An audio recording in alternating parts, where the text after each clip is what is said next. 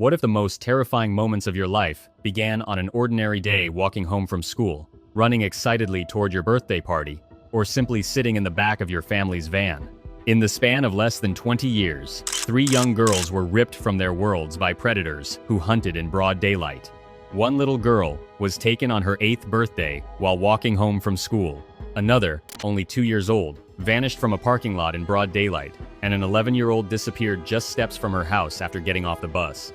These 3 girls, Midsi, Tara, and Leah, were each stolen from their families by strangers.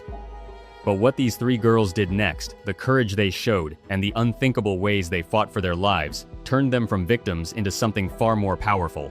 Their stories will make you angry, make you cry, and ultimately remind you just how unbreakable the human spirit can be.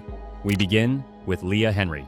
On the 1st of May 2001, in Houston, Texas, 11-year-old Leah stepped off her school bus and began the short walk home, completely unaware that someone had already been watching her. I don't know if I felt safe yet, and I think what I needed was to be held by my family, because that was the only thing that was going to make me understand that it was truly over. Police officer was there. Within 5 minutes, we were out of the house and the FBI headquarters. Houston, May 2001. 11-year-old Leah Henry vanished without a trace, just steps from her home after stepping off her school bus. A serial predator lurking in a white car lured her in with a polite question, plunging Leah into a violent, 3-day nightmare. He thought he had his prey secured, but Leah was no ordinary victim. Armed with a camera in her backpack and a secret notebook, she quietly plotted to expose the monster even while being held captive. A breathless chase between the FBI and a twisted predator began. What happened at that isolated cabin would ignite a fire of rage and end with an unbelievable shock. The 1st of May 2001. The vibrant city of Houston, Texas, was bathed in the warm, fading light of a typical spring afternoon. For 11-year-old Leah Henry, it was supposed to be just another ordinary Tuesday. At exactly 3:30 p.m., the doors of her yellow school bus swung open, and she stepped out onto the familiar pavement of her neighborhood. Her house was only a short, seemingly safe block away. She slung her backpack over her shoulder, her mind likely filled with thoughts of the approaching end of the school year and the comforting routine of home. But this is where the story takes a dark turn. As Leah began her short walk down the sidewalk, a small, white 2-door hatchback slowly crept up alongside her on a quiet street. Behind the wheel sat Gary Dale Cox. To any passerby, he didn't look like a blood-chilling monster. Wearing ordinary clothes and a pair of glasses, he projected the disarming, harmless aura of a friendly neighborhood dad. It was a meticulously crafted disguise, a sinister mask hiding a sadistic serial predator on the hunt. Cox rolled down his passenger window, flashing a warm, deceptive smile. He looked at the innocent 5th grader and asked a simple, seemingly harmless question. Leah was a smart girl who had been taught well by her parents. She knew the golden rule about talking to strangers.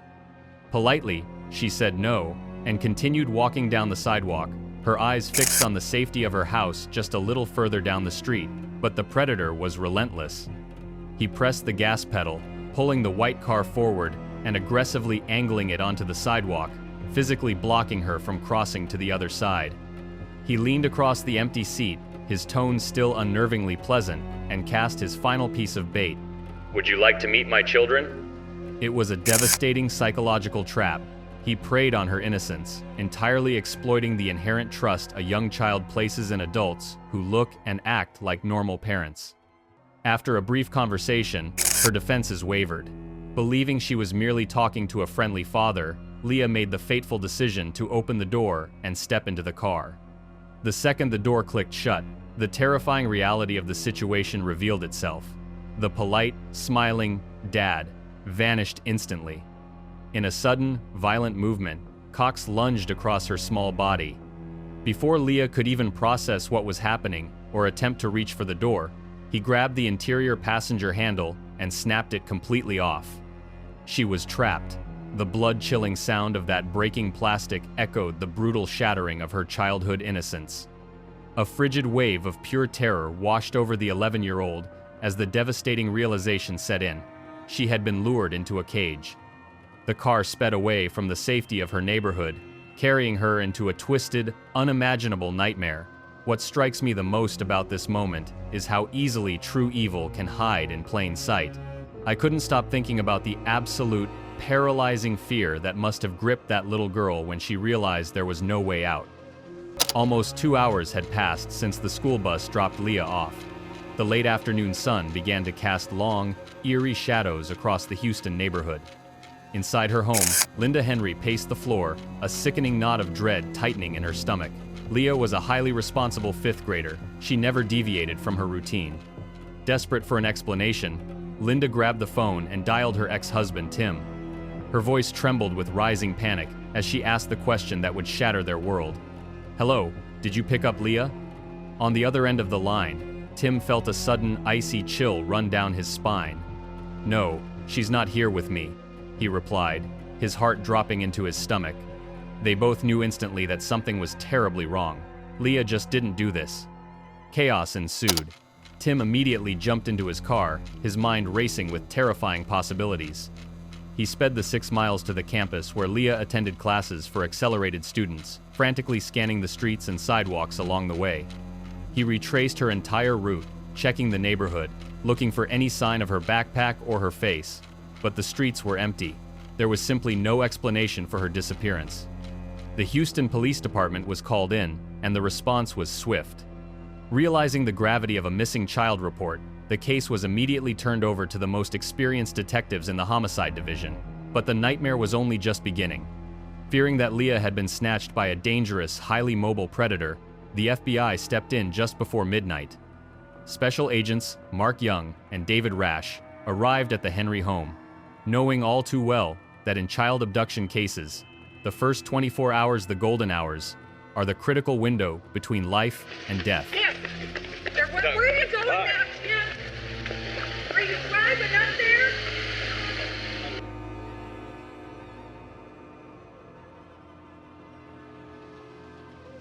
While law enforcement set up a massive command post, Tim Henry refused to just sit and wait. The thought of his little girl in the hands of a monster was tearing him apart. When a tip came in, claiming a young girl matching Leah's description had been spotted with adults at a nearby gas station, Tim rushed into the frigid night to investigate it himself.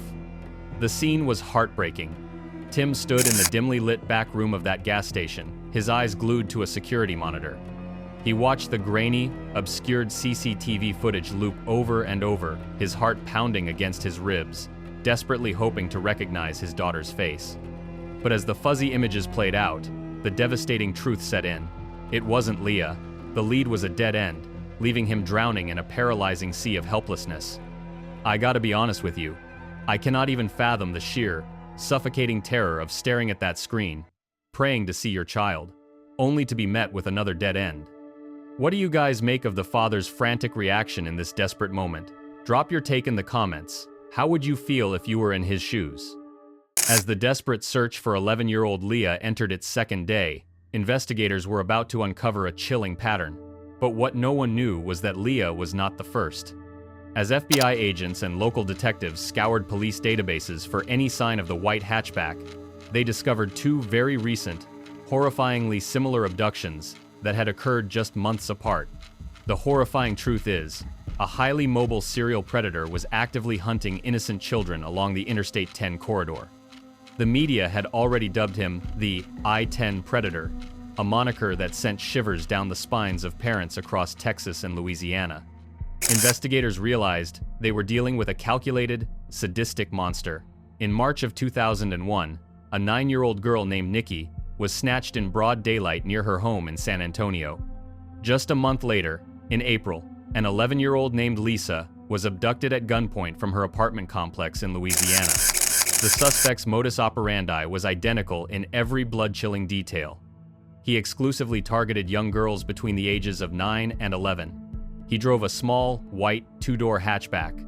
But what made him truly terrifying was his deceptive nature. This twisted predator was a master of manipulation. In Lisa's case, he actually approached her wearing a fake police badge, identifying himself as an officer on official business to lure her into his vehicle before pulling out a gun and binding her wrists and ankles with duct tape. archival news footage from 2001 paints a devastating picture of the panic gripping the South. Frantic Amber Alerts flashed across television screens, interrupting scheduled programming with the desperate plea for a white hatchback. In Houston, the community rallied around Tim and Linda Henry. Gay Smither, a mother who knew the unimaginable pain of losing a child, immediately mobilized the Laura Recovery Center to aid in the massive ground search for Leah. The footage of volunteers handing out flyers, searching every alley and wooded area, is both inspiring and deeply tragic. This part really makes my blood boil when you realize just how methodical and ruthless this man was. This wasn't a random crime of opportunity, it was a carefully orchestrated nightmare.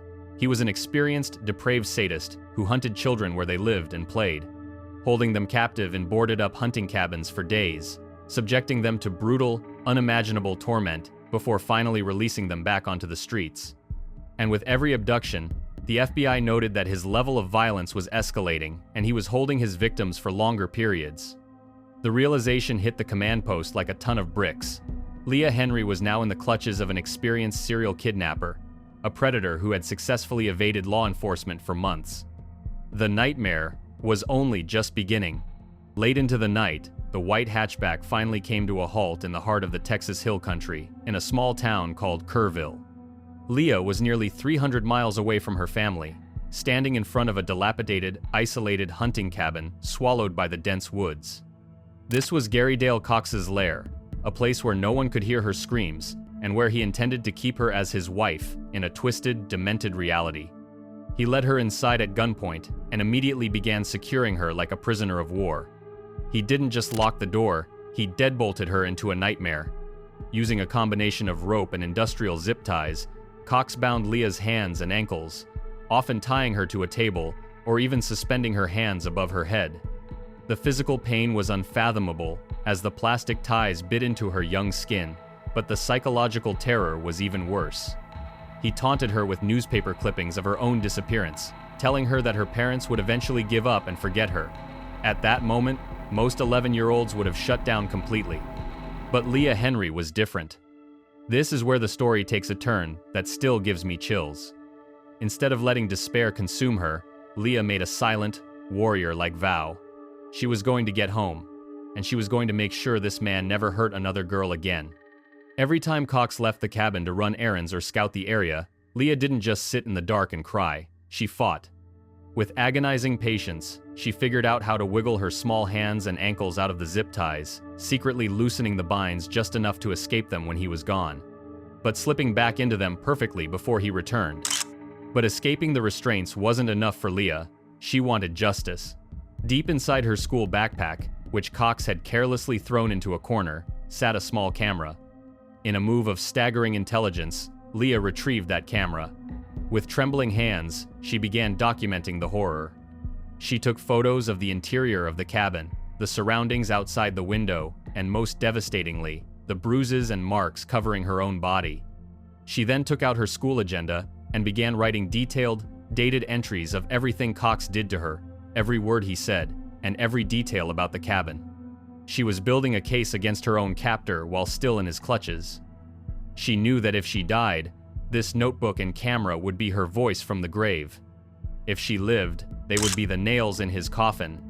I gotta be honest with you, the sheer mental fortitude it takes for a child to think about evidence while enduring such a horrific ordeal is something I can barely wrap my head around. It's a testament to the incredible strength of the human spirit. Su tongming va barnling korkobe 11 tornai ka hirn ban nerfokong, tut kongter tin nor. Let me know what you think is Leah the most resilient victim we've ever covered. Drop your thoughts in the comments. No one could have predicted what happened next, but the entire trajectory of the massive investigation shifted thanks to the sheer bravery of another little girl. The FBI, working around the clock and desperate for any viable lead, decided to re-interview the previous victims of the I-10 predator.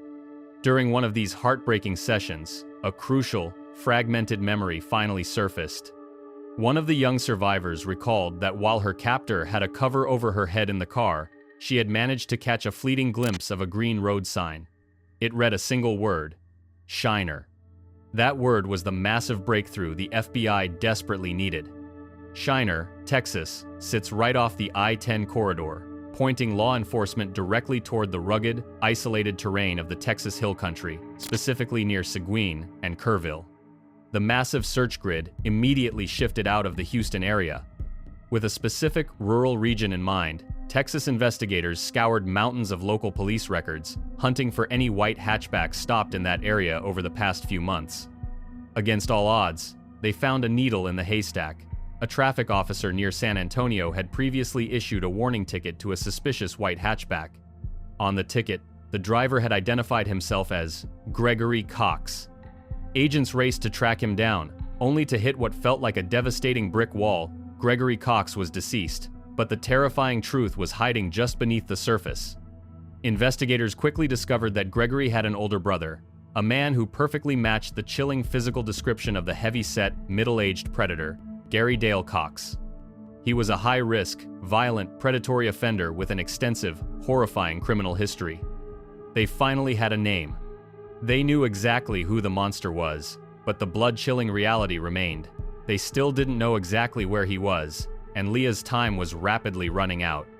Meanwhile, nearly 300 miles away in that suffocating, isolated hunting cabin, the pressure was boiling over. Cox was actively monitoring the news. He saw the intense media coverage, the frantic Amber Alerts, and the specific descriptions of his white hatchback being broadcast across the entire state. The walls were closing in, and the predator was spooked. In a frantic, desperate attempt to evade the massive manhunt, he grabbed Leah, forced her outside, and hastily began spray painting his infamous white car a stark, deceptive red right there on the gravel driveway. He was preparing to flee, and he was taking Leah with him. Quick pause here. If you are as invested in Leah's incredible survival story as I am, please take a second to hit that subscribe button and turn on notifications. It really helps the channel grow, so I can keep bringing these powerful, shocking true crime stories to light. Now, let's get back to the intense chase. He threw Leah into the back of the newly painted red vehicle and tightly covered her head with a pillowcase. She was completely blind, helpless, and terrified that this might be her final ride. The nightmare was reaching its absolute boiling point. It was the morning of May 4th, and the tension was suffocating. Following a tip from a vigilant citizen about a suspicious vehicle, Kerr County Sheriff's Deputy David Billiter was dispatched to a sparsely populated, heavily wooded area known for its isolated hunting cabins. Billiter cautiously drove his cruiser down a rugged, secluded dirt road. At the end of the driveway, he spotted a car. However, it wasn't the white hatchback everyone was desperately searching for. It was a red car with the wrong license plates. Assuming it was a dead end, he pulled his cruiser up to block the driveway, intending to briefly explain his presence to whoever was on the property. Little did they know, they were standing ground zero with pure evil. Billiter had no idea that just minutes earlier, Gary Dale Cox had frantically spray-painted the car red. Suddenly, the driver's side door swung open, and Cox stepped out. In a split second, Billiter's trained eyes locked onto a lethal threat. The man was holding a gun. The deputy immediately unholstered his own weapon and screamed a deafening command. "Drop your weapon now!" Instead of surrendering, the twisted predator darted around to the passenger side of the vehicle, his gun still drawn. A heart-stopping standoff ensued in the middle of nowhere. Billiter stood his ground, his gun trained on the suspect, repeatedly shouting, "Put your gun down! Drop your weapon right now!" The air was thick with the imminent threat of a deadly shootout. Inside the freshly painted red car, 11-year-old Leah Henry was crouching low, out of sight. She heard the chaotic screaming and instantly recognized the authoritative voice of a police officer. But she was absolutely terrified. If bullets started flying, she would be caught right in the crossfire. And no one could have predicted what happened next. In a display of unimaginable bravery, Leah made a split-second decision that would save her own life. Clutching her school backpack, the very backpack that contained her hidden camera and the agonizing diary of her captivity, the little girl burst out of the car. Her heart pounding at 90 miles per hour, she ran blindly toward the police cruiser, directly through the line of fire. Billiter was stunned to see a young child suddenly sprinting toward him amidst an armed standoff. He quickly ordered her into the back of his cruiser, yelling at her to get down on the floorboard to shield her from the danger. The moment she was secure, Billiter threw his vehicle into reverse and aggressively sped backward down the long dirt driveway. As they tore away from the cabin, a single, sharp gunshot echoed through the trees. Billiter grabbed his radio and broadcasted the words that would bring a nation to its knees. "I've got the girl, and I'm leaving." When heavily armed backup units finally swarmed the isolated cabin, they prepared for a violent siege, but the monster was already gone. Realizing he was entirely cornered and his reign of terror was over, Gary Dale Cox had taken the coward's way out. He lay dead beside his vehicle, having ended his own life with a single gunshot to the head. What struck me the most was the sheer, raw courage of an 11-year-old girl making that terrifying sprint for her life while an armed madman stood just feet away. I'm curious, how would you react if you were in Leah's shoes in that exact terrifying moment? Could you find the courage to run? Let me know your feelings down in the comments. What do you think of this section? We just have the final part left to wrap up this incredible story of survival and catharsis. 300 miles away in Houston, the suffocating, agonizing wait finally shattered with a single, miraculous phone call from the FBI. "We found her," the voice on the line said. "She's alive." Tim Henry literally dropped the phone. The sheer, overwhelming ecstasy that washed over him and Linda in that split second is almost impossible to put into words. Within minutes, they were rushed to an airstrip and flown directly to Kerrville by a volunteer pilot. Inside the walls of the Kerr County Sheriff's Department, a deeply emotional, tear-stained reunion took place. When 11-year-old Leah finally collapsed into the tight embrace of her mother, father, and big sister, the nightmare truly ended. Tim gave his daughter the longest hug of his life. In their arms, Leah finally felt the immense weight of terror lift off her small shoulders. She was safe. Back at the isolated cabin, investigators processed the gruesome scene. Alongside the chilling tools of captivity, the duct tape, the thick ropes, and the plastic zip ties, they found something entirely unexpected. They found Leah's school backpack. Inside were the photographs she had bravely taken and the meticulous, heartbreaking diary she had kept, documenting every single horrific detail of her captivity. She had essentially built an airtight, irrefutable case against Gary Dale Cox while she was being held captive. I gotta be honest with you, when I look at the entirety of this case, my mind is completely blown by the sheer fortitude of this little girl. Leah's bravery was the absolute key to bringing down a sadistic monster who had spread terror and devastation across multiple states. She didn't just survive, she actively outsmarted a seasoned serial predator. Her undeniable will to live not only saved her own life, but undoubtedly saved the lives of countless other innocent girls who would have eventually crossed his deadly path. But the most beautiful and inspiring part of this story isn't just the miraculous rescue, it's the incredible woman Leah Henry grew up to be. She absolutely refused to let those 3 days of profound darkness dictate the rest of her life. Overcoming unimaginable trauma, Leah pursued her lifelong dreams with a fierce, unyielding determination. Today, decades after that horrific ordeal, she is a successful marine biologist. She continues to share her harrowing story with the world, standing not as a broken victim, but as a triumphant survivor. She uses her voice to inspire others, proving that even in the face of pure, unadulterated evil, the human spirit can remain entirely unbreakable. Finally, after hours of paralyzing terror and years of enduring pain, justice was served, and the Henry family could truly begin the long, peaceful process to heal. The I-10 predator's reign of terror was permanently extinguished, and Leah took her life back. What do you guys think? Does this incredibly powerful ending bring you any sense of relief and closure? Drop your thoughts down below. I'll keep digging if there's more to uncover. Thank you for watching, and please share if this story touched your heart. Thanks for all the comments, you guys make this worth it. Leah's quick thinking and remarkable courage allowed her to escape after just 3 days. But not every child was so fortunate with time. 2-year-old Tara Burke was taken from a parking lot in broad daylight and would spend the next 10 months trapped inside a sealed van. Her survival, depending on a bravery she was far too young to understand. Imagine being 2 years old, locked in the suffocating darkness of a filthy, frigid van for 10 agonizing months. Your blonde hair is hacked off, your name is erased, and you're forced into absolute silence by a sinister predator. While frantic parents and police scoured California's streets, this blood-chilling nightmare was unfolding right under their noses. No one could hear her silent cries for help. The only thing standing between this innocent toddler and a twisted, tragic fate was an 11-year-old captive boy who made a desperate, terrifying escape through a tiny roof vent in the dead of night. What happened next would ignite a fire of rage in everyone who heard the story. Concord, California, February 6, 1982.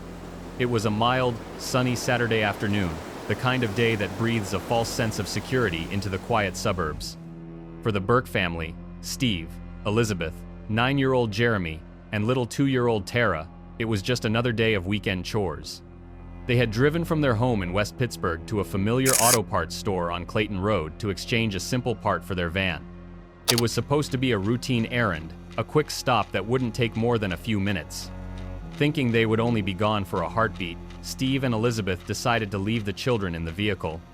They parked close to the storefront, in plain view of the busy street, locked the doors, and gave Jeremy a simple, heavy instruction: keep an eye on your sister. Behind him, little Tara was strapped snugly into her car seat, content and clutching a small toy. To any passerby, it was an ordinary scene of suburban life. But what no one knew was that a predator was already lurking in the shadows of that ordinary Saturday, waiting for the perfect 18-second window of vulnerability. I gotta be honest with you, this part of the story really makes my blood boil when you realize how calculated it was.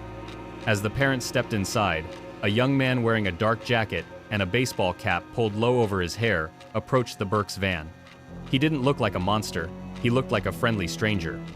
He tapped on the window, offering a calm, reassuring smile that masked a sinister intent. Through the glass, he uttered the lie that would ignite a nightmare.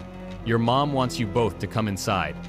Jeremy, wanting to be helpful and trusting the man's casual tone, slid the van's side door open. In a terrifying blur of motion, the man lunged into the vehicle. He reached straight for Tara, unbuckling the toddler from her car seat and scooping her up in one fluid, brutal movement. Jeremy shouted in shock and tried to grab his sister's legs, but the kidnapper was already spinning away, clutching the small girl against his chest as he sprinted across the parking lot. Jeremy scrambled out and gave chase, his 9-year-old voice screaming for help, but the man vanished behind a row of buildings in seconds. Does this make your blood boil too, seeing how a stranger's lie can destroy a life in an instant? When Steve and Elizabeth walked out just minutes later, the world they knew had already fractured. They found the side door wide open, Jeremy trembling in tears, and Tara's car seat hauntingly empty. The confusion lasted only a moment before bone-chilling terror took hold.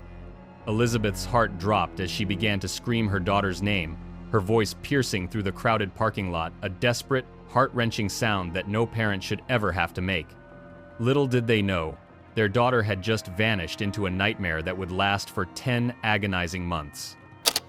The immediate aftermath of an abduction is a frantic race against the clock, and for the Concord Police Department, the nightmare was only just beginning. Within minutes of the desperate 911 call, the parking lot transformed into a chaotic command center. Enter Sergeant Richard Dick Gordy, a seasoned investigator from the Juvenile Bureau. Gordy had seen his fair share of tragic cases, but the moment Elizabeth Burke handed him a recent Christmas photograph of her 2-year-old daughter, something inside him shifted. Staring at Tara's innocent smile, her bright brown eyes, and her golden blonde hair, Gordy felt a chilling weight settle on his chest. He carefully folded that photograph, tucked it into his shirt pocket right over his heart, and made a silent oath. He was going to bring this little girl home. The police launched a massive, desperate manhunt.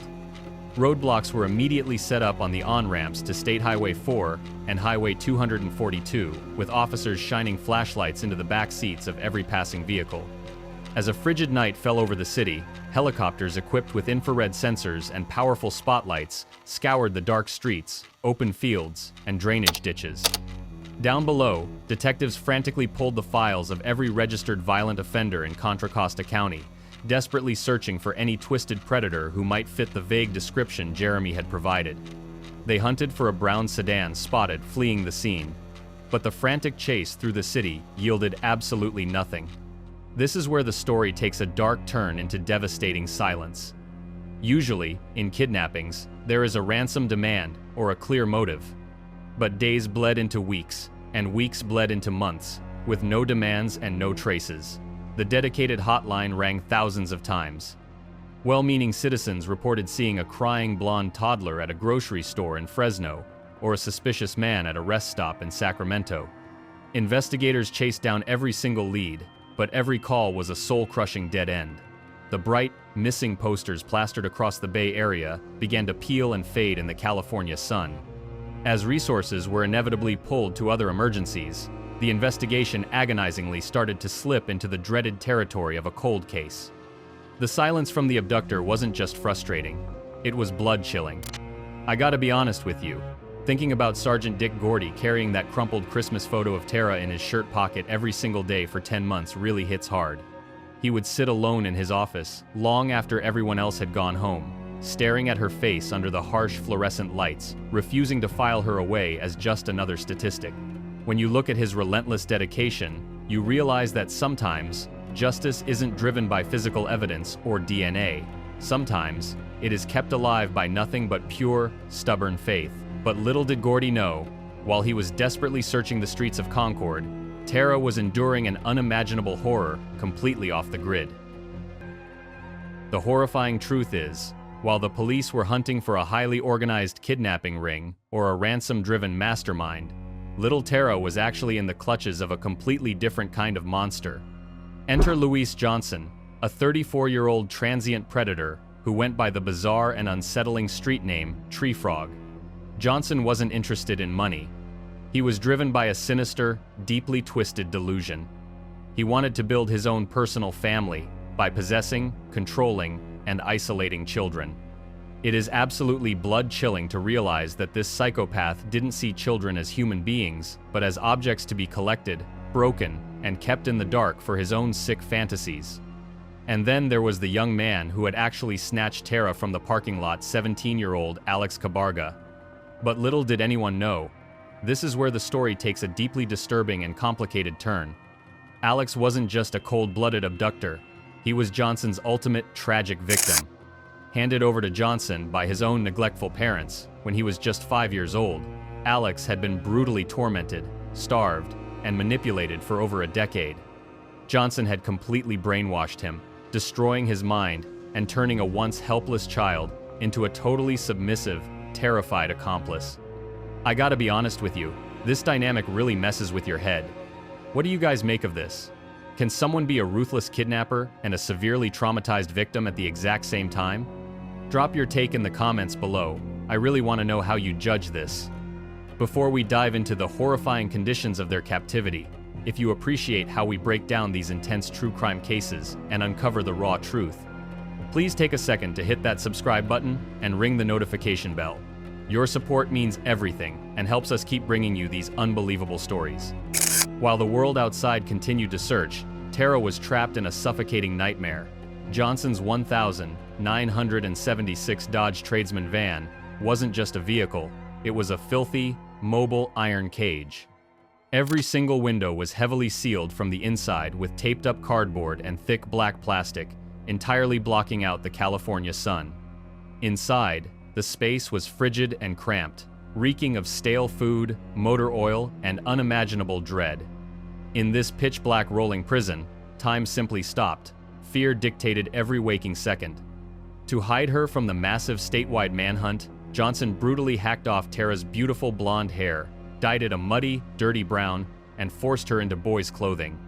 He erased her identity, stripping away her name, and terrorizing the 2-year-old into absolute, unbroken silence. She wasn't allowed to cry. She wasn't allowed to speak. The nightmare was only just beginning for little Tara. She was fading into the shadows of that van, completely cut off from the world, until a new, unexpected victim was thrown into the cage with her. No one could have predicted what happened next.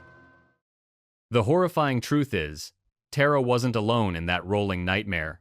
By the summer of 1982, the darkness inside Louise Johnson's van was about to swallow another innocent soul.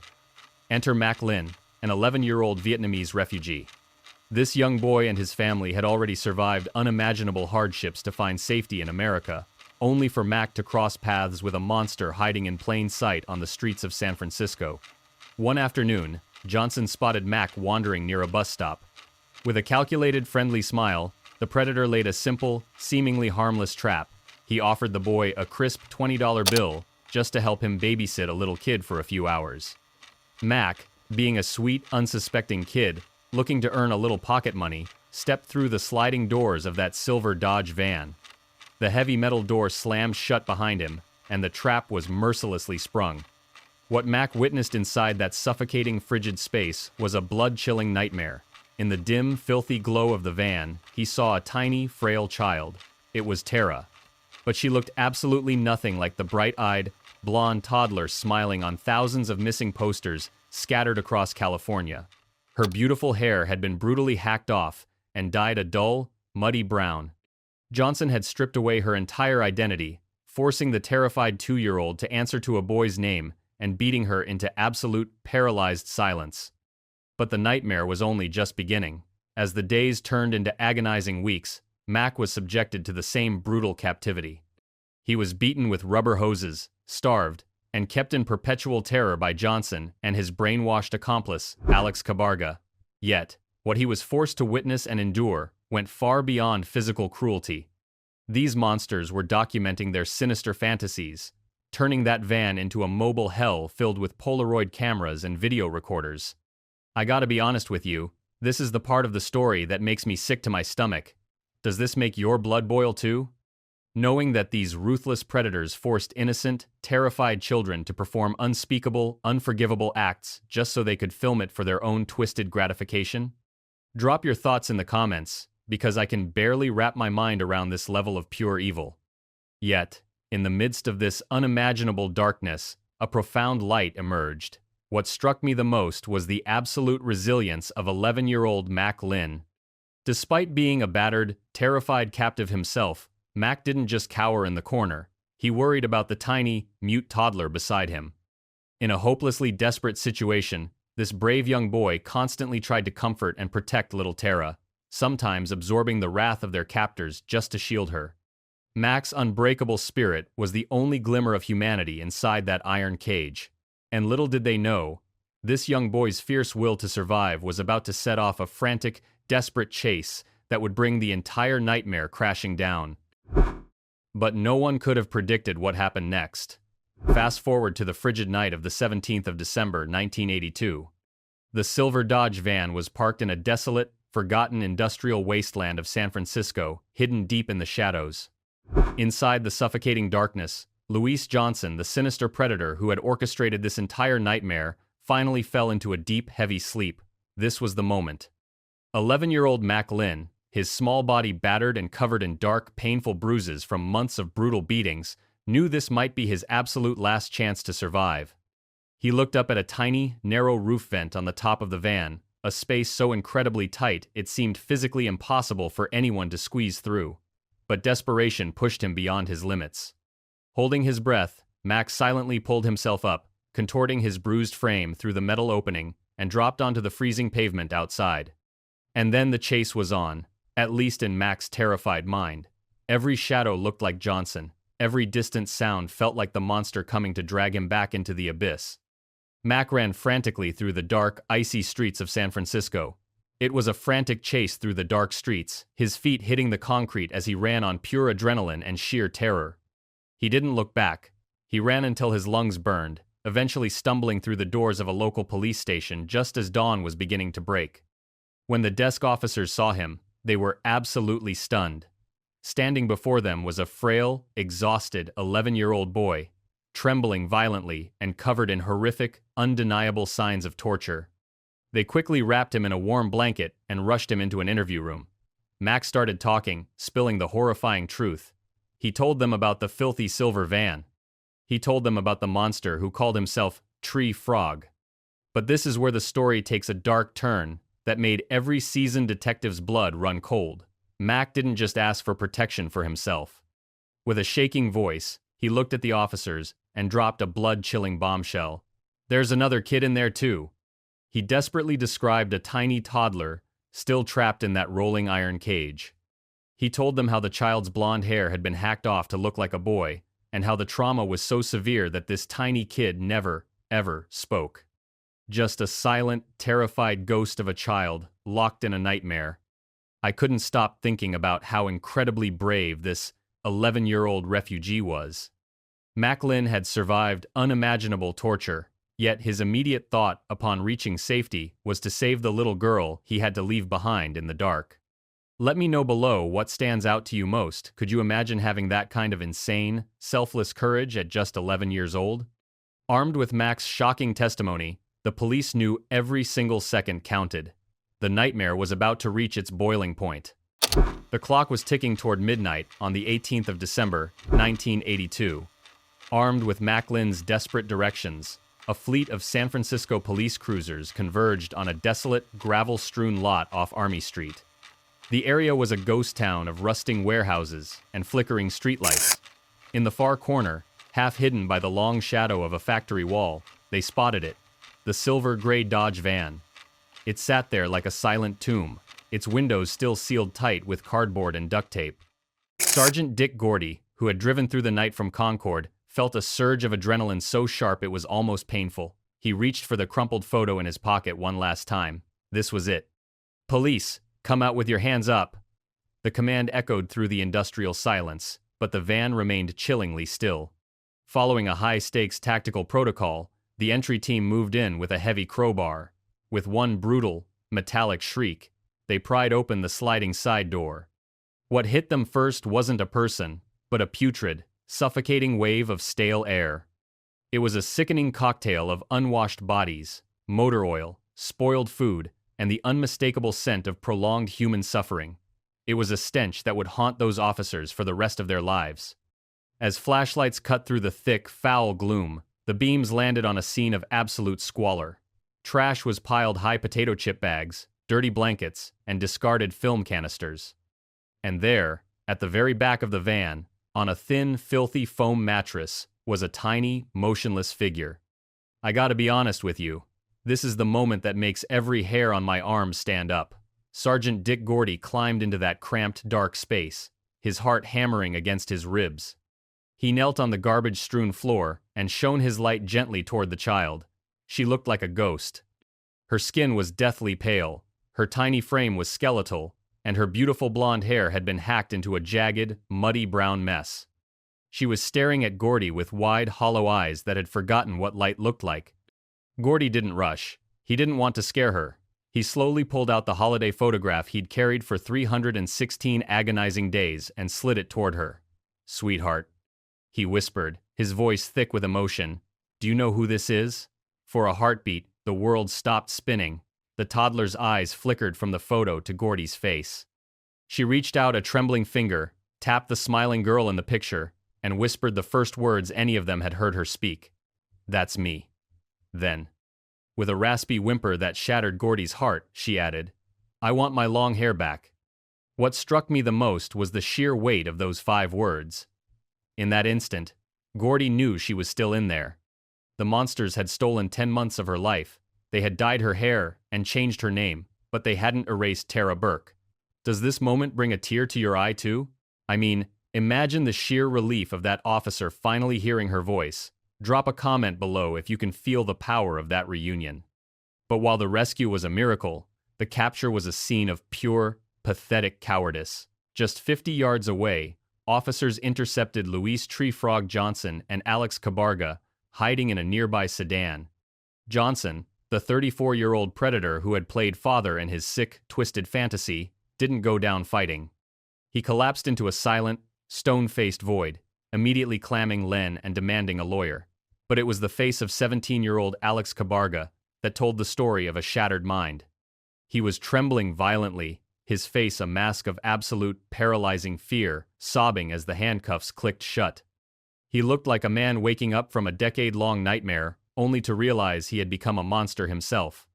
The silver van, the iron cage that had held Tara and Mac, was finally empty, but the investigation was just about to uncover the full, horrifying extent of what had happened behind those boarded-up windows. The chase was over, but the battle for justice was just beginning. Finally, after years of pain, justice was served and the family could begin to heal. Luis Tree Frog Johnson, the sinister predator who orchestrated this unimaginable nightmare, was dragged into a courtroom to face the monsters he created.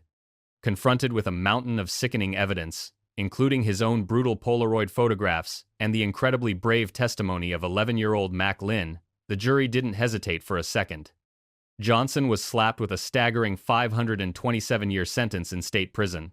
He took his last, miserable breath behind bars, ensuring he would never, ever harm another innocent child. The monster was locked in his own cage forever. But the fate of 17-year-old Alex Cabarga left the courtroom and the public fiercely divided. Was he a cold-blooded perpetrator, or was he Johnson's ultimate, tragic victim? Having been brainwashed, starved, and brutally traumatized by Johnson since he was just 5 years old, Alex's mind was completely fractured. The court initially hammered him with a 208-year sentence, but after intense appeals recognizing his severe victimization, it was reduced to 25 years. It's a devastating gray area of the justice system that still sparks heated debate today. While the courtroom battles raged on, the true, agonizing fight for survival was happening inside a quiet hospital room. When Tara was first rescued, she was a hollow, terrified shell of the vibrant toddler she used to be. The trauma was so deep that when her parents, Steve and Elizabeth, rushed into her hospital room, she flinched away, completely unable to recognize them. I gotta be honest with you, imagining a mother desperately reaching for her child, only to be looked at like a stranger, is absolutely heartbreaking. But then, in a moment of pure, desperate instinct, Elizabeth began to softly hum Tara's favorite lullaby. The familiar melody filled the sterile room, cutting through the darkness of the past 10 months. Slowly, the little girl's hollow eyes shifted. A flicker of recognition sparked.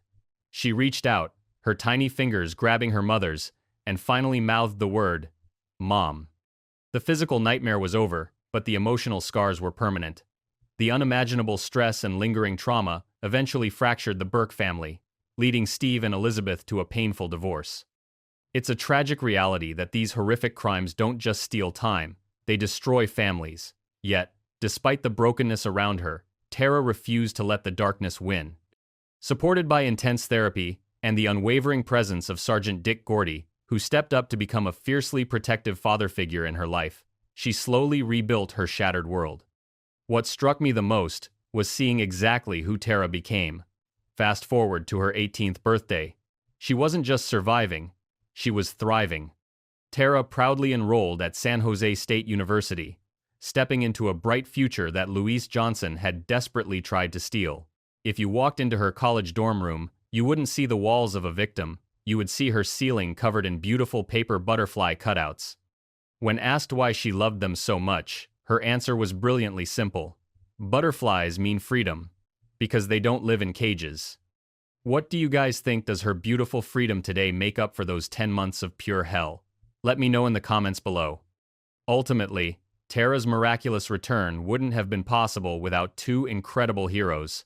An 11-year-old refugee named Mac Lynn, whose blood-chilling escape saved 2 lives, and a relentless detective named Dick Gordy, who never stopped looking at a crumpled Christmas photo. I'll keep digging if there's more to uncover. Thanks for watching and for all the comments. You guys make this worth it. After 10 agonizing months, little Tara Burke was finally rescued and brought back to safety. But the danger to other children had not disappeared. Years later, on what should have been the happiest day of her life, 8-year-old Midsi Sanchez was abducted just 1 block from her home on her 8th birthday, beginning an ordeal that would demand every bit of her strength to survive. A Vallejo woman who survived a child abduction is now making it her mission to help others avoid a similar trauma. Midsi Sanchez was 8 years old when she was kidnapped in 2000, and she made national headlines with her daring escape. I miss you guys. In December 1999, 7-year-old Ziana Fairchild disappeared from her home in Vallejo. Nobody knew it at the time, but Ziana had already been murdered by a local taxi driver named Curtis Dean Anderson, who had also kidnapped and killed 7-year-old Amber Schwartz from Pinole, and would later claim to have killed 13 other girls. The air in Vallejo was thick with the scent of a summer birthday. But for 8-year-old Midsi Sanchez, the celebration was about to turn into a waking nightmare. As she walked just 1 block from her front door, a rusted Oldsmobile crept into view. A man with a calculated smile leaned out, pleading for help. In a heartbeat, the innocent help of a child was met with a brutal, crushing weight. The car door slammed, the locks engaged, and Midsi was vanished into the dark. It was the last time anyone would see her as a carefree child, and the hunt was officially on. August 10th, 2000 was supposed to be the best day of Midsi Sanchez's young life. It was her 8th birthday, and the vibrant morning in Vallejo, California, felt electric with the promise of a celebration. Inside her home, the air was filled with the sweet scent of baking and the frantic energy of party preparations. Midsi was so consumed by the excitement that school felt like an unbearable hurdle. Before heading out, she pleaded with her mother, Susanna, for a reprieve. Today is my birthday party, and I wanted to help my mom get everything set up. I was 2 blocks from home, and I noticed a gentleman sitting in it. Midsi begged, her eyes wide with anticipation. Susanna smiled, gently steering her daughter toward the door. "No, honey. You handle your business at school, and I'll have the balloons ready when you get back." It's a surprise! With a playful pout and a heart full of dreams about her party, Midsi set off for Highland Elementary School. The school day felt like an eternity, every tick of the clock dragging as she thought about the gifts and balloons waiting at home. When the final bell finally rang at 3 p.m., Midsi didn't wait. Normally, she would meet her older brother, Ismail, to walk the 6 blocks home together. But today, she was on a mission. She took off at a sprint, her feet pounding the pavement as she hurried toward the finish line, her front door. She was just 1 block away, so close she could almost see the decorations, when she noticed a rusted, beat-up Oldsmobile parked along the curb. Inside sat 39-year-old Curtis Dean Anderson, a predator who had been hunting for his next victim in broad daylight. As Midsi approached, Anderson stepped out of the vehicle, putting on a performance of a man in distress. He looked at the small girl and gestured toward his car. And walked around the back of his car, and he stopped me and said, "Hey, I need your help. I was in a bike accident and I broke my hip." He asked me to reach over for some duct tape that was on the floorboard of his car because he said he couldn't bend over, and so I did. Midsi, raised to be helpful and kind, felt a surge of empathy for the injured man. Despite a fleeting gut-wrenching feeling that something was wrong, her innocent desire to help won out. The moment Midsi reached into the car, the world turned cold. Anderson's feigned injury vanished as he lunged, his massive weight crushing down on her small frame. He shoved her into the seat, his hand clamping over her mouth to stifle her screams. The car door slammed, the engine roared to life, and within seconds, the birthday girl was being driven away from the safety of her neighborhood. I reached in to grab the duct tape from the floorboard of the car. He just leaned over me from behind, and he put his hand over my mouth. Reached over for some duct tape that was on the floorboard of his car because he said he couldn't bend over, and so I did.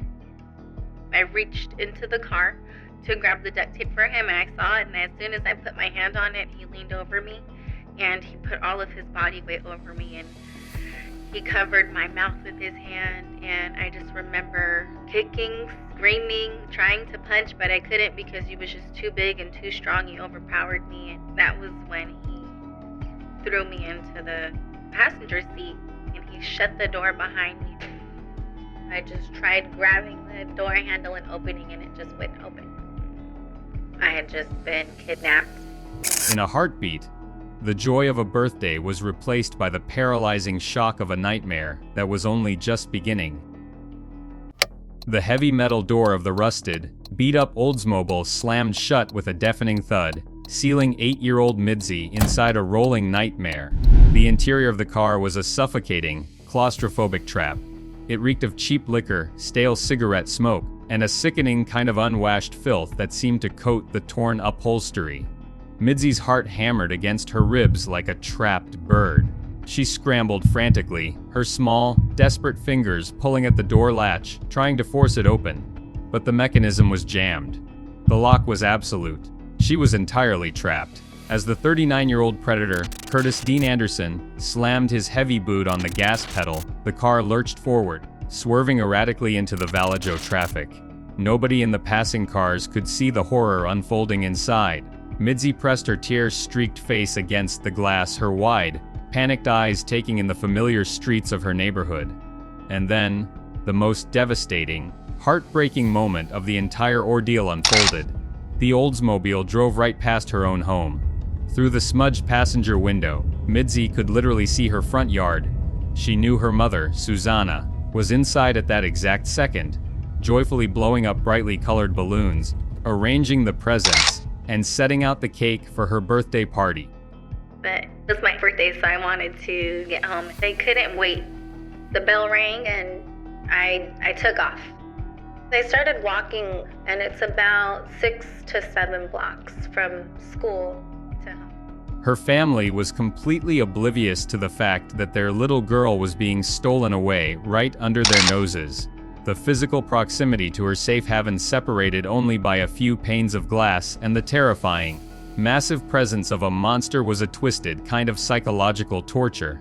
She wished with every ounce of her soul that the door would burst open, that her brother or mother would look out the window and hear her silent screams. But the car just kept moving, swallowing the distance between her and safety. Overwhelmed by the paralyzing fear and the agonizing sight of her home fading into the rearview mirror, Midsi's brave facade crumbled. She turned to the disheveled, toothless man gripping the steering wheel. "Why did you take me?" Midsi sobbed, her voice trembling with the raw, unfiltered terror of an innocent child. "Please, I just want to go home." Anderson didn't flinch. He didn't look at her with even an ounce of human pity. Instead, his eyes remained dead and fixed on the road as he answered in a chilling, detached tone. "Because someone did it to me when I was little." Within seconds, Anderson was driving away past Midsi's house, where her mom was inside getting ready for the birthday party. And I'm watching my house. I just remember thinking, I want to be home so bad. I wish I was home. Before Midsi's 8-year-old brain could even process the sick, broken logic of his words, his voice dropped into a dark, sinister growl. "Now shut up, or I'll use the gun in the trunk. No one has ever escaped me. Does this make your blood boil too?" That explicit threat hung in the stifling air, instantly freezing the tears on her face. Midsi, realizing with terrifying clarity that her survival depended on her absolute compliance, went entirely silent. Minutes later, Anderson pulled the Oldsmobile into the desolate corner of a local hardware store parking lot. He reached into the back and pulled out a bundle of strange, oversized adult clothes, throwing them roughly at the terrified girl. He barked a horrifying order she had to strip off her birthday clothes and put these on. Trembling, terrified of the gun he claimed to have, she did exactly as she was told. He made me change my clothes. He, at this point, pulls out alcohol, and he poured the alcohol and said, "Drink." But the nightmare was only just beginning. Reaching down to the floorboard, Anderson pulled out a bottle of hard liquor. He poured a heavy shot and shoved it toward her small hands. He explicitly forced her to drink it, intentionally using the alcohol to sedate the young child, attempting to dull her senses and render her completely weak and compliant.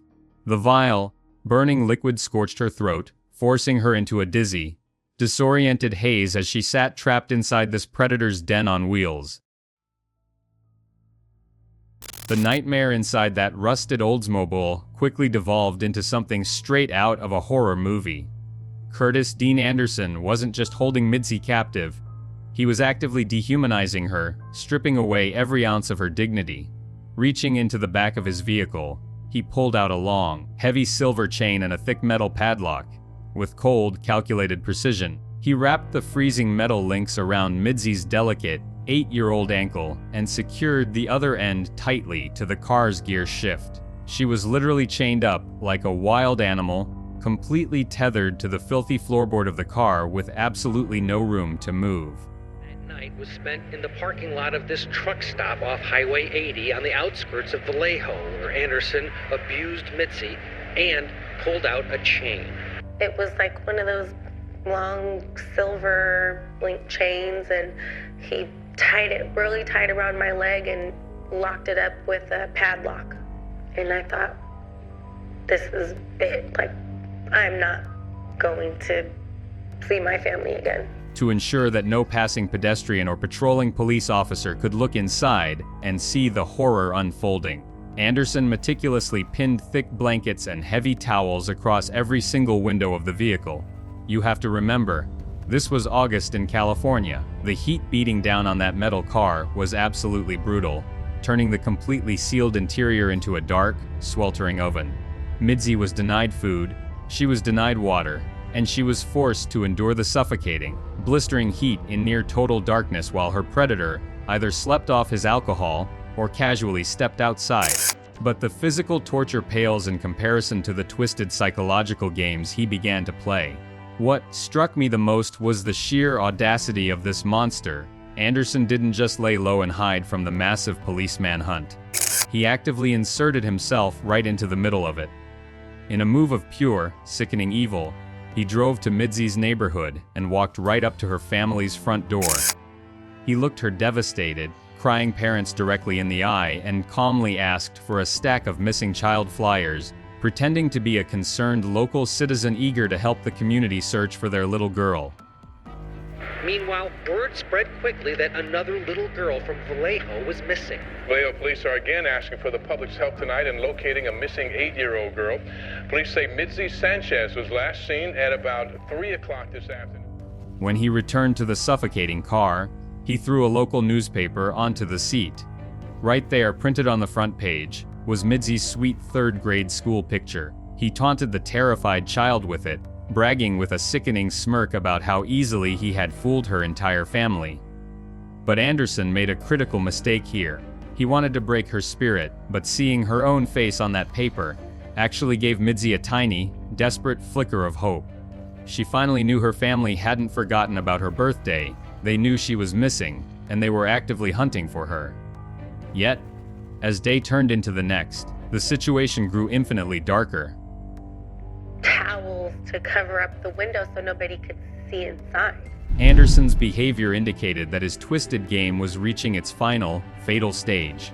During one of his erratic drives, he pulled into an isolated industrial parking lot and walked into his former place of employment, leaving Midsi chained up and baking in the sweltering car. He casually walked up to a worker inside. "Hey, you got any of those heavy-duty garbage bags? The big ones?" Anderson asked, his tone terrifyingly normal. "Sure, what for?" The worker replied, completely oblivious to the fact that he was talking to a serial killer with an 8-year-old girl chained to a gear shift just yards away. Anderson let out a slow, mysterious smile. "Oh, just some heavy cleaning I need to do." The blood-chilling reality of those words is impossible to ignore. He wasn't cleaning out his trunk. He was gathering the supplies to dispose of a body. The clock was ticking, and Midsi was running out of time. Oh, you're searching for every little tiny clue that might lead you. But while Midsi was living an unimaginable nightmare, inside that sweltering Oldsmobile, the outside world was erupting into absolute chaos. When the frantic call came in reporting that 8-year-old Midsi Sanchez had vanished into thin air just blocks from her home, a chilling, collective realization hit the Vallejo Police Department.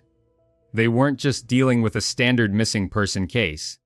The ghosts of 2 other little girls were already haunting the Bay Area, and the similarities were terrifying. 12 years earlier, 7-year-old Amber Swartz was snatched directly from her front yard in Pinole in broad daylight. The trail went completely cold. Then, just 8 months before Midsi's kidnapping, another 7-year-old named Shiana Fairchild vanished off the streets of Vallejo on her way to school. Shiana lived a mere 2 miles away from the Sanchez family. Investigators were paralyzed by the horrifying thought that a highly organized, phantom serial predator was actively hunting children in their city. The sheer desperation of the Sanchez family is impossible to overstate. Their home, which was supposed to be filled with birthday balloons, cake, and laughter, instantly transformed into a frantic command center. Midsi's parents couldn't eat, they couldn't sleep, they were subjected to relentless media cameras and rigorous police questioning, while their hearts were breaking. Recognizing the extreme severity of the situation, the FBI was immediately brought in to assist local authorities. The entire community rallied together in a heartbreaking display of solidarity. Neighbors, friends, and total strangers hit the streets, printing thousands of missing child flyers and knocking on every single door in the brutal August heat. Before we get to the twisted reality of where the kidnapper actually was, if you want to support us in telling these crucial true crime stories and honoring the survivors, please take a second to hit that subscribe button. It helps the channel more than you know. And I'm curious, drop your take in the comments. What do you guys make of the fact that 3 young girls could vanish from the exact same area without anyone seeing a single thing? Little did they know, this is where the story takes a deeply sinister turn. While the FBI and local police were launching a massive, desperate manhunt, and helicopters chopped through the sky searching for any sign of a struggle, the horrifying truth is that Curtis Dean Anderson wasn't hiding out in some remote, underground bunker. He was right under their noses. He was driving the chained-up, terrified little girl through the very same city streets where volunteers were desperately waving her picture. As people scoured alleys and ditches, Anderson was casually sitting in industrial parking lots just miles away, listening to the news reports and actually watching Midsi's mother cry on local television. He would leave me in the car to go watch my mom cry on TV. It's really bad, because I want my daughter back. The sheer psychological terror of knowing her family was frantically searching for her, while she was trapped in a metal box right in their own backyard, makes this one of the most twisted and frustrating phases of the entire investigation. Morning of the 3rd day, the sweltering heat, the absolute terror, and the deliberate starvation were pushing 8-year-old Midsi to the absolute brink. Trapped inside that sweltering, locked Oldsmobile, she truly believed her life was coming to an end. Folding her small hands over the steering wheel, she quietly prayed, making peace with the fact that she might never see her family again. But what no one knew was that a miraculous twist of fate was about to unfold. Anderson stepped out of the car for a moment. Before leaving, he gave her his usual, blood-chilling warning. Don't even try to escape. I have a gun, and no one else has ever gotten away. But in his extreme arrogance, the monster made a catastrophic, life-altering mistake. He dropped his heavy ring of keys right on the seat. Midsi stared at those keys, her heart hammering against her fragile ribs. Despite the paralyzing fear of what he would do if he caught her, a surge of pure, primal survival instinct took over. She reached out, her trembling hands sifting through the metal until her eyes locked onto the tiniest key on the ring. It looked like it just might fit. But the moment her bare feet hit the blistering asphalt, her knees completely buckled. After 3 days of being starved, poisoned, and subjected to unimaginable trauma, her body was completely failing her. She didn't even have the strength to run, she could only walk. And then, she heard it. The terrifying, enraged scream of Curtis Dean Anderson. He had spotted her. He was charging toward her, demanding that she come back to the car. The nightmare was suddenly a frantic chase through the isolated industrial streets. She staggered forward, waving desperately at passing cars, but no one stopped. She knew if he got his hands on her again, she was dead. Suddenly, the loud rumble of an engine broke through her panic. A massive 18-wheeler truck, driven by a delivery man named Carl Tafua, was turning down the road. In an act of unbelievable, desperate courage, Midsi lunged directly into the middle of the street, right in front of the massive moving semi-truck. She was entirely willing to be hit by that truck rather than spend another second with her captor. I'm curious, how would you feel if this happened to someone you love? Carl Tafua slammed on the brakes just in time. Midsi didn't wait for an invitation. She scrambled up the side of the truck and threw herself through the open passenger window, completely terrified. I'm Midsi Sanchez! I've been kidnapped, she screamed. Carl immediately locked the doors. As the furious kidnapper realized he had lost and peeled out of the parking lot, Carl quickly grabbed his CB radio, memorized the license plate, and called the police. The innocent little girl was finally safe, and the hunt for the monster was about to reach its explosive climax. Carl Tafua is my hero. He's this smart, amazing, hardworking man that happened to be at the right place at the right time. Put you in that place at that right time because you had my back, and you You were quick thinking, and everything that you did was just on point, and I'm so grateful for you. You truly are my hero. I appreciate you.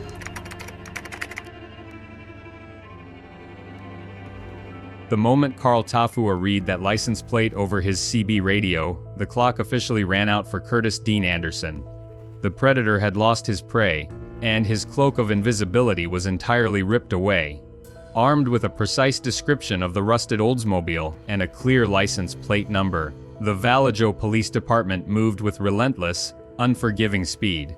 Less than 7 hours after Midsi's heart-stopping leap into the 18-wheeler, the manhunt was over.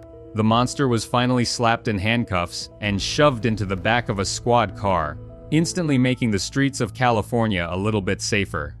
But catching a monster is only half the battle. Putting him away requires unimaginable courage. In April 2001, the courtroom was packed wall to wall. The tension was suffocating as 8-year-old Midsi Sanchez was called to the witness stand. It was surreal. It was unbelievable. It was miraculous. And to think a child that young was able to free herself and get away from this is just stuff that's stranger than fiction. I gotta be honest with you. It takes immense bravery for an adult to face their tormentor in a court of law, but for an 8-year-old child, it is absolutely extraordinary. Clutching a small teddy bear for comfort, Midsi climbed into the chair and did not waver. When asked to identify the man who stole her from the street, chained her up, and put her through days of pure hell, Midsi looked directly at Anderson, who was sitting across the room in a wheelchair, and pointed him out with a strong, clear voice. She detailed every horrific step of his crime, effectively driving the final nail into the predator's coffin. Thanks to her incredible memory and unbreakable courage, the judge slammed Anderson with a staggering 251-year prison sentence, which was later effectively increased to over 300 years. It was a sentence that guaranteed he would never see the sun outside of a prison yard again.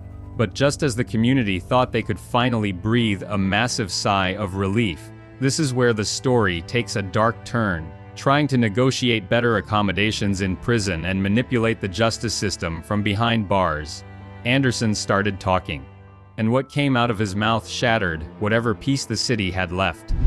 He officially confessed to the brutal murder of Shiana Fairchild, the 7-year-old girl who vanished just 2 miles from Midsi's home. Because of this twisted confession, investigators finally located Shiana's tragic remains up in the Santa Cruz Mountains. He didn't stop there. He also confessed to kidnapping and killing Amber Swartz, who had been missing for 12 agonizing years.